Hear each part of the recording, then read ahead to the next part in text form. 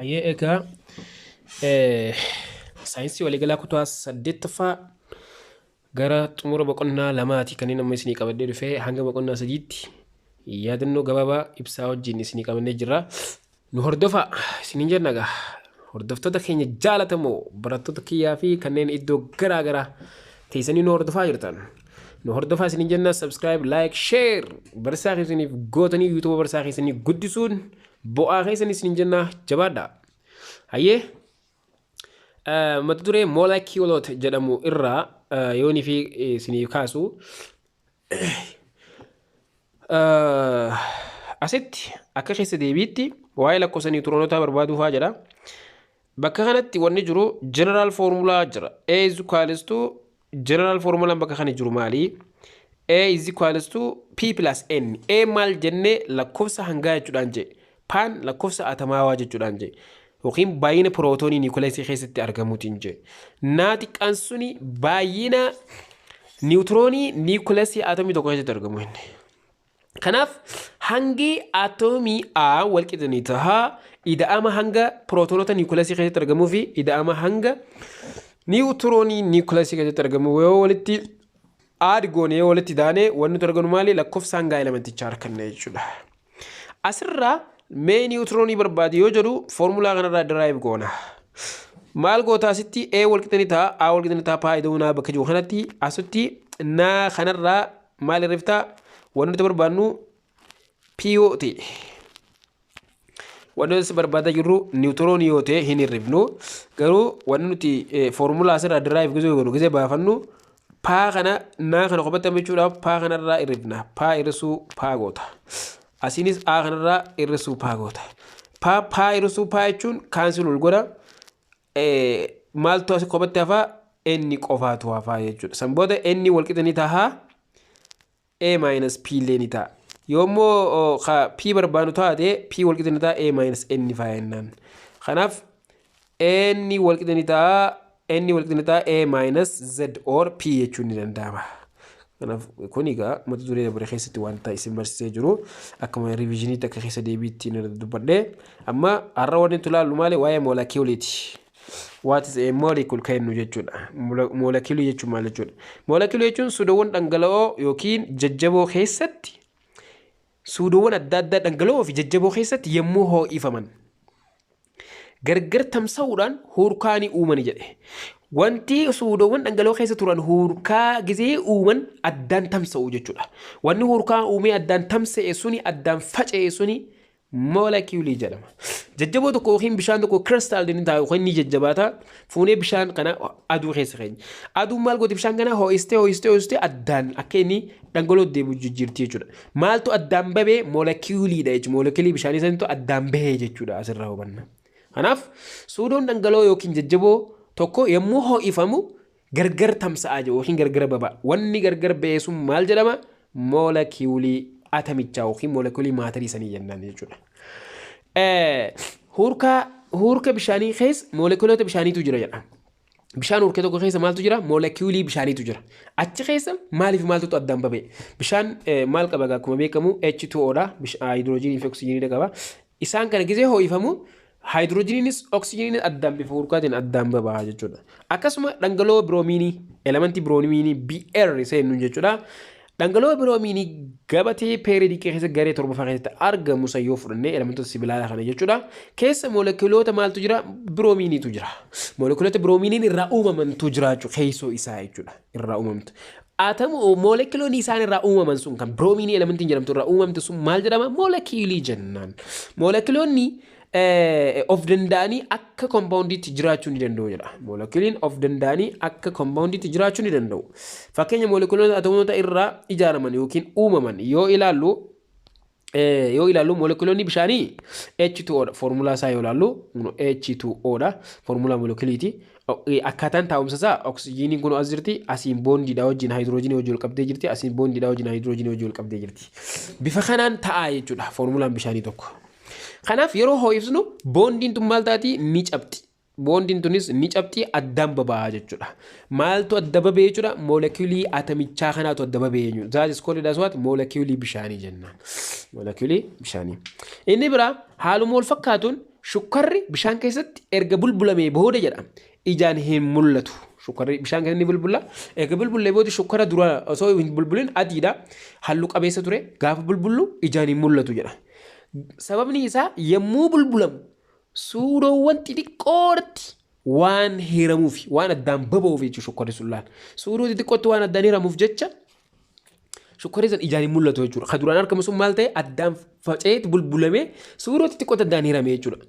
Kanaaf garuu maali suuroowwan kun amala shukkaraa qaba yoo dandamtu ni mi'aawa jechuudha.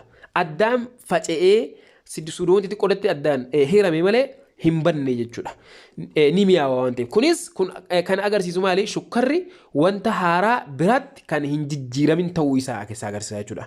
Suuroowwan xixiqqoodhuma kan amala shukkaraa qaban kuni maal jedhama? Suuroowwan xixiqqoo kan ijaan arguu hin dandeenye kan bishaan keessatti bulbulame suni kan garuu amala shukkaraa qabu sun maal jedhama? Moolekiyuloota shukkaraa jedhama jechuudha. Moolekiyuloota shukkaraa jedhama jennee qabachuu dandeenya jechuudha. Akkasuma moolekiyuloonni akaakuu fi baay'ina atomoota irraa ijaaramanii akaakuu atamii akkamii irraa akka ijaaraman baay'ina atamii akkamii irraa akka ijaaraman irratti hundaa'uudhaan iddoo lamatti ramadama jedha. Isaanis moolekiyuloota elementootaa fi moolekiyuloota kompoondootaati. Moolekiyuloota elementootaa moolekiyuloota kompoondootaati jechuudha. Moolekiyulii elementii yoo fudhannee moolekiyuloonni atomoota akaakuu gosa tokko qofa irraa uumaman moolekiyulii elementootaa jedhama. Fakkeenya elementiin kaarbanii atamii kaarbanii tokko gosa tokko qofa irraa uumame jechuudha. Elementiin kaarbanii atamii kaarbanii qofa irraa uumame. Atamiin soodiyeemii itti makamne, atamiin maagneeziyeemii itti makamne, atamiin elementii sibiilota kanneen biroollee itti makamne. Kana jechuun wanti tokko atamii gosa tokko qofa irraa uumame jechuudha. Atamii moolekiyuloota elementootaa jechuun kan atomii gosa qofa irraa uumame jechuudha. Moolekiyuloonni elementootaa baay'ina atomiif keessaa qabanii irratti hundaa'uun bakka sadiitti qoodama. Moolekiyuloota elementootaa kan jennuun kuni baay'ina atomii of keessaa qabanii irratti hundaa'uun bakka sadiitti qoodama jedha. Moolekiyulii atam tokkee atamii tokko qofa of keessaa qabu. Moolekiyulii atam lamee kanneen atamii wal fakkaataa lama of keessaa qabu. Moolekiyulii atam baay'ee atamii wal fakkaataa sadii fi sadii ol kan of keessaa qabu. Baay'ina atamii irratti hundoonee akkanatti moolekiyuloota elementoota kana maali bakka sadiitti qoodnee dubbachuu dandeenya jechuudha. Akkasuma bakka kanatti moolekiyuloota atam tokkee yoo jennu moolekiyuloota atamii tokko yookiin elementoota atomii isaanii wal fudhachuudhaan elementoota atomoonni isaanii wal fudhachuudhaan moolekiyulii hin uumne jechuudha. Fakkeenyaaf kaarban pilaas kaarbanii fi kaarbanii walitti dhufanii kaarbantuu kan hin uumne jechuudha. Kaarbanii lama osoo kan hin uumnetu moolekiyuloota atam tokkee jennaan. Fakkeenya kanneen akka gaasota luujii jechuudha. Wal fudhachuudhaan moolekiyulii hin uuman bilisaan jiraachuu kan danda'an fi sukaawoo kan ta'an. Sukaawoo jechuun waan wal nyaatis keemikaalaa hin gaggeessine jechuudha. Si'aawoo fi sukaawoo jecha jaamuun jira. Si'aawoo jechuun elementii wal nyaatis keemikaalaa saffisaa ta'e gaggeessu jechuudha. Sukaawoo jechuun ammoo elementii wal nyaatis keemikaalaa saffisaa ta'e hin gaggeessine jechuudha. Elementii wal nyaatis keemikaalaa uumuu dandeenya jechuudha. Saffisaan kan hin gaggeessine jechuudha. Kan jedhaman moolekiyuloota elementootaa jedhamu. Fakkeenya gaasota luujii. Gaasotni luujii hiileemii yoo fudhanne, niyoonii yoo fudhanne, argoonii yoo fudhanne, kiraaptoonii yoo fudhanne, ziinoon kan jedhaman yoo fudhanne elementoota atam tokkeedha. Garuu mataa isaaniitiin of danda'anii jiraachuu danda'u. Elementii biraattis hin makaman ofii isaanii gidduutti wal nyaatis keemikaalaa hin gaggeeffamu akka moolekiyuliitti akka koompaawundiitti jiraachuu danda'u. Kanaaf moolekiyulii atam tokkee jennaan jechuudha.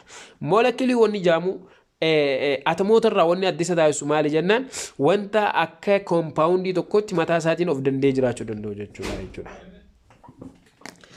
Inni biraa maali?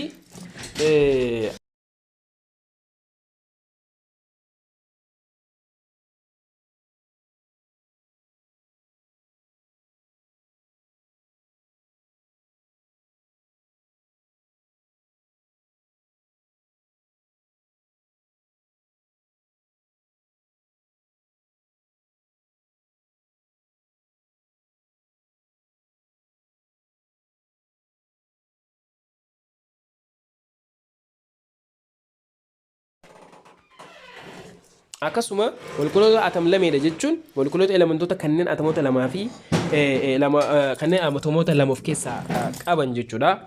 Fakkeenyaaf oxygen plus oxygen oxygen oxygen yoo walitti dabalamu oxygen atom lamee ta'etu uumama chlorine yoo walitti dabalame chlorine atom lamee ta'etu uumama hydrogen fluorine bromine jechuu dandeenya atomii gosa tokko kan gosa lama ta'e habbaa lama ta'e argamutu moolekuloota atom lamee jedhama jechuudha akkasuma bakka kanatti maaltu jira moolekuloota atom baay'ee waan jaamu jira moolekuloonni atom baay'een moolekuloota elementoota kanneen atomoota lama ol irraa ijaaraman jechuudha yookiin atomoota gosa tokko lamaa fi lama ol kan of keessaa qaban sadii ol kan of keessaa qaban jechuudha ozoonii oksijiin siriin tun maali gizee oksijiiniin akkanaa oksijiiniidha tun oksijiin lakkoofsa sadii vilaa qabdu immoo ozoonii jedhamti ozoon fakkeenya ozooniin atamii meeqa jechuudha habbaa sadii jechuudha yoo atamiin gosti oksijiinii bakka takkatti argamu kun sadii ol yoo ta'e moolekuloota atom baay'ee jennaan fosforasii jira afur ta'e argama